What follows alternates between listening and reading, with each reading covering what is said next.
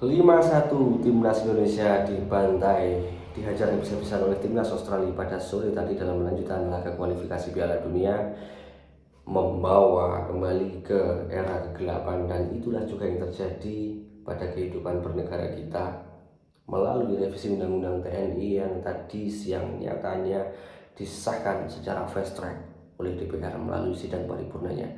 Bersamaku di sini Triat Endo kembali dalam siniar yang akan mengawasi, mengontrol, dan mengkritisi jalannya pemerintahan negara kita saat ini. Mengutip Karlina Subeli, post factum, sesuatu yang sudah dilakukan lalu dibutuhkan legitimasinya belakangan. Ya, nyatanya penempatan prajurit aktif TNI sebelumnya sudah dilakukan sebelum undang-undang ini disahkan tadi dalam rapat paripurna oleh DPR. Dan penempatan militer aktif itu pada jabatan pemerintahan negara kita dilakukan atas izin presiden. Bagaimana? Legitimasinya baru disahkan hari ini, asas dasar undang-undangnya baru disahkan hari ini, tapi prakteknya sudah dilakukan sebelumnya. Coba kita telah dengan nalar dasar berpikir, nalar dasar yang paling dasar. Apakah benar sesuatu dikerjakan dilakukan lebih dahulu padahal asas atau dasarnya masih ada di sana, masih baru akan ada di depan sana, dan baru akan disahkan kemudian jauh? Dan itu terjadi dalam skala pemerintahan negara. Aku gak perlu menjawab, rasanya kalian juga akan punya jawabannya sendiri-sendiri. Dwi fungsi ABRI adalah ketakutan yang pada akhirnya menimbulkan penolakan dari masyarakat rakyat Indonesia secara keseluruhan. Kenapa? Karena Orde Baru sudah pernah memberikan contohnya bagaimana pada saat itu militer dipergunakan oleh pemerintahan Presiden Soeharto untuk memperkuat kontrol politik, menekan oposisi, dan juga membungkam kritik pada pemerintahan yang berjalan. ABRI benar-benar menguasai sektor ekonomi dan jabatan sipil. Itulah yang disebut bifungsi ABRI, dan itu mengerikan tentu. Mungkin banyak dari kita yang tidak mengalaminya secara langsung, tapi kita bisa mencari referensinya, naskahnya, atau memoir sejarahnya melalui media-media. Banyak kok di Google, kalian googling aja Gen Z mungkin atau generasi milenial. Banyak merebaknya kasus pelanggaran HAM, kasus korupsinya yang subur, kerdilnya kebebasan sipil dan demokrasi, pers yang benar-benar dibredel pada saat itu. Dan Tempo adalah yang mengalaminya dan masih bertahan saat ini. Saksi sejarah yang masih ada dan masih teguh berdiri sampai saat ini. Apresiasi kepada Tempo tentunya. Dan Tempo adalah sepertinya the one and only media yang tidak akan kuragukan atas kredibilitasnya. Oke, balik lagi ke revisi Undang-Undang TNI yang pada akhirnya tadi disahkan oleh DPR. Masa Orde Baru dan difungsi ABRI, ada dua memori penting yang perlu kita ingat. Coba kita tarik lagi ke belakang bagaimana difungsi ABRI saat itu benar-benar mengerikan. Peristiwa demo Malari pada 1974 di mana rakyat menyatakan kritik dan penolakannya kepada pemerintah karena dianggap terlalu bertitik berat atau terlalu berpihak pada investasi asing. Pada saat itu Perdana Menteri Jepang datang ke Indonesia dan demonstrasi Malari terjadi. 13 orang tewas, 770 orang ditangkap secara sewenang-wenang. Sebagian besar dari mereka bahkan harus menjalani masa penahanan yang rentangnya adalah sampai 1 tahun. Divonis dan diadili tanpa bukti-bukti yang kuat, dituduh sebagai dalang kerusuhan. Ini sumbernya pun dari Amnesty Internasional yang mencatatkan. Lanjut lagi ke peristiwa yang lebih mudah dari itu. Demo Tanjung Priok untuk penolakan asas tunggal Pancasila yang dilakukan Presiden Soeharto. ABRI diterjunkan secara langsung untuk dalam tanda kutip mengamankan jalannya demonstrasi pada saat itu. Tapi nyatanya Komnas HAM mencatat 55 orang luka-luka dan 24 nyawa manusia tewas dalam pengamanan yang dilakukan oleh ABRI saat itu. Jelas ini mengerikan, memori yang sangat mengerikan, dan kita tidak ingin sesuatu itu terulang di masa modern saat ini. Dari revisi Undang-Undang TNI yang mulanya dari 14 poin menjadi 16 poin, ada satu poin dari 2 penambahan poin yang ingin aku sorot di sini, yaitu upaya membantu pada poin 15 ya, membantu upaya menanggulangi ancaman pertahanan siber, dan tentunya ada wacana untuk pembentukan angkatan siber pada TNI. Kalau kita tahu sebelumnya kan TNI ada TNI Angkatan Darat, Angkatan Laut, Angkatan Udara. Ada wacana untuk pembentukan angkatan siber.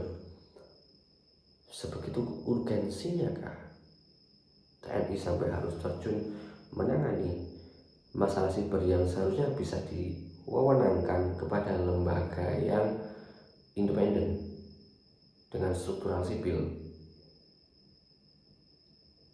Kenapa harus dikerjakan oleh militer dan TNI?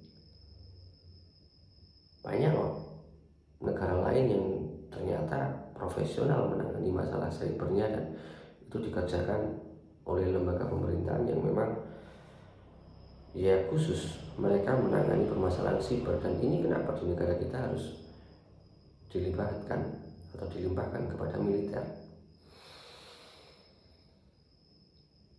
Takutnya kehidupan dan supremasi masyarakat sipil secara privasi benar-benar akan dirongrong, karena kehidupan siber ketika kita bilang saat ini adalah mencakup kehidupan yang bisa dikatakan menyeluruh dalam kehidupan setiap orang, karena siber adalah kehidupan kita saat ini. Revisi Undang-Undang TNI ini juga dikerjakan dengan cara abnormal. 30% charge now. Sesuatu yang ngebut dan ugal-ugalan, dan transparansinya dipertanyakan. Rapat di Hotel Fairmont, hotel mewah, tidak melakukan rapat di gedung DPR, padahal ada fasilitas di gedung mereka. Terkesan seolah-olah ini harus disembunyikan dari masyarakat sipil dan harus dikeluarkan dalam bentuk sesuatu yang surprise. Tapi kami tidak ingin surprise yang seperti itu dong tentunya. Surprise yang membawa kebahayaan dan memori kelam untuk dibangkitkan. Wacana dui fungsi ABRI yang ditakutkan, walaupun pemerintah atau jajarannya menyatakan bahwa enggak kok, dui fungsi ABRI ini enggak akan dibangkitkan dalam revisi Undang-Undang TNI ini. Tapi revisi Undang-Undang TNI ini disahkan siang hari oleh DPR dalam rapat paripurna.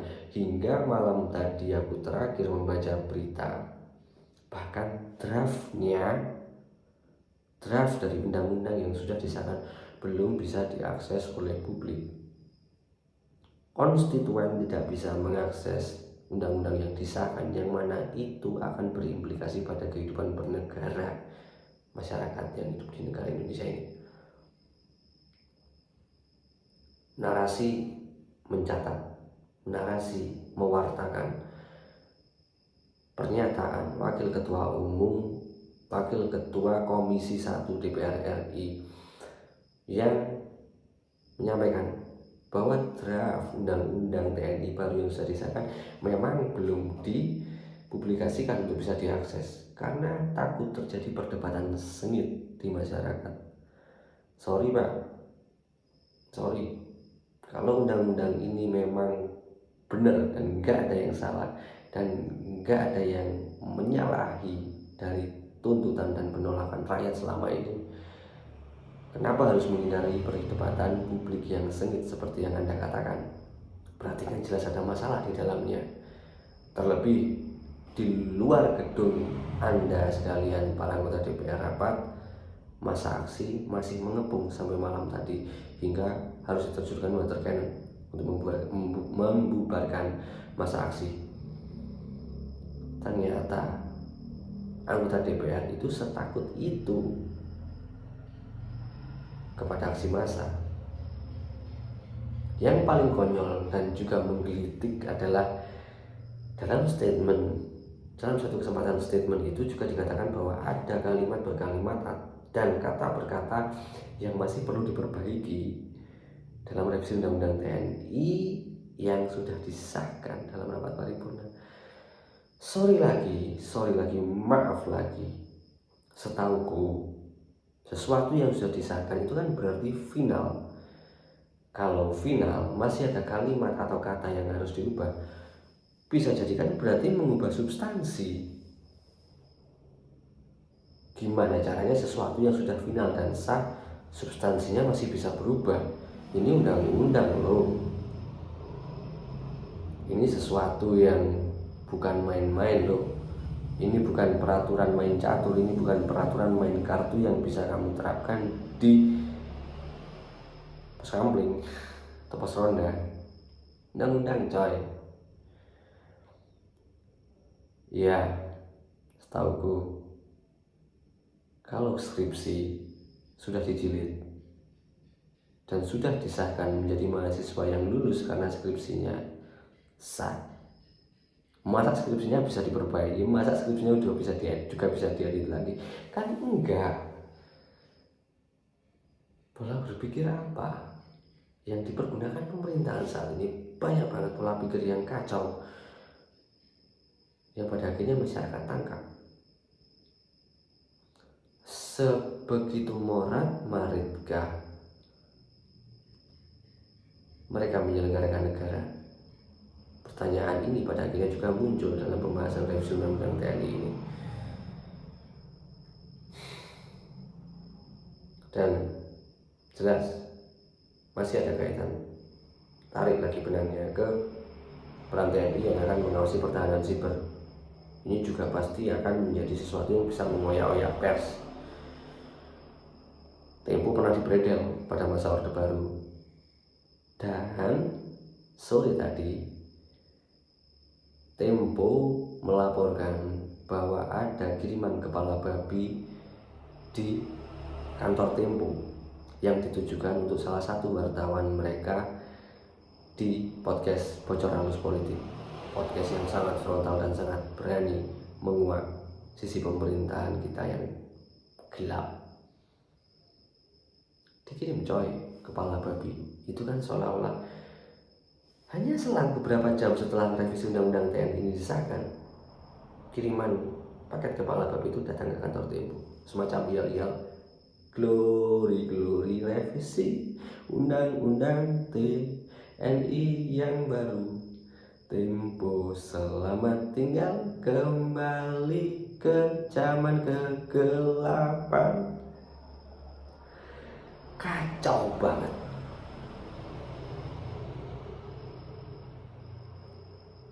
Ya, semoga itu hanya dugaan bahwa itu dilakukan oleh oknum yang punya keterkaitan dengan revisi undang-undang tadi.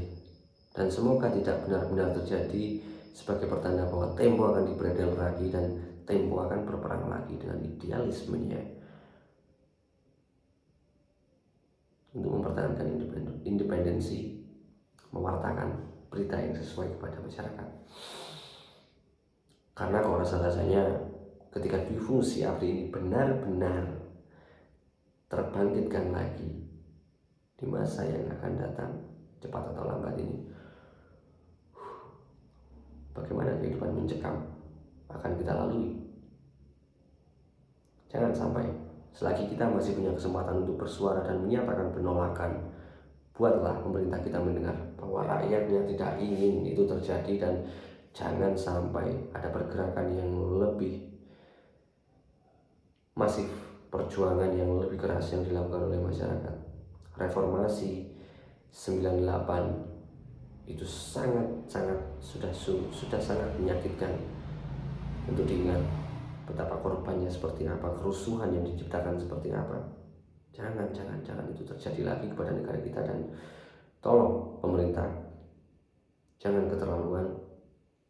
Dengarkan apa yang dikatakan rakyatmu, masyarakatmu, konstituenmu, tuanmu. Masyarakat adalah tuan kalian, rakyat Indonesia adalah tuan kalian, dan kepadanya kalian harus mendengar.